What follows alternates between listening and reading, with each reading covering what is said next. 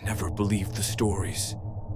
You hear things in small towns, whispers about cursed places, houses that breathe, roads that go nowhere.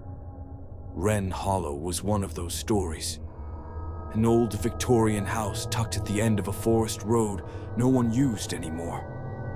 They said it appeared on maps, then vanished. That people who went there didn't come back the same. I thought it was all just local lore. That was, until I went in. It was supposed to be for a video, a quick exploration.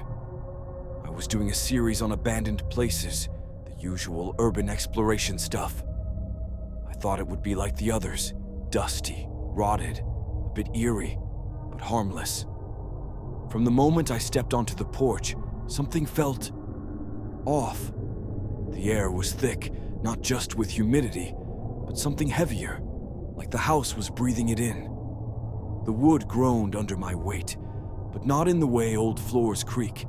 It sounded like discomfort, like the house was warning me. Inside, the light didn't follow. I had my flashlight, but the beam barely penetrated the dark. The walls seemed to absorb it. Wallpaper peeled like decaying skin, and the furniture was strangely intact, but wrong. Chairs were turned to face the walls, every single mirror was shattered, and old photographs had their faces scratched out. Then the clock started ticking. All at once. Loud, mechanical, synchronized. But there were no clocks, not that I could see. I tried to leave. I swear I turned around and walked out the same door I came in, but I was in a different hallway. The outside was gone, just corridor after corridor, spiraling deeper into something that wasn't reality. The air smelled like metal and mildew. I started to hear whispers, soft at first, like wind through leaves, then louder, familiar. They were my voice, repeating things I'd never said, screaming things I refused to say.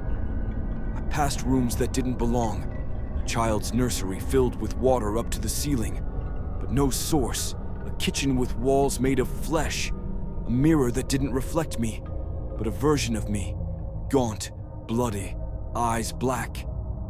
And then I found the door. It was red, vibrating, almost pulsing.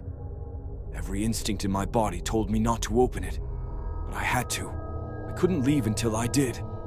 Behind it wasn't a room, it was a void, a swirling, endless pit of writhing shadows and crooked landscapes.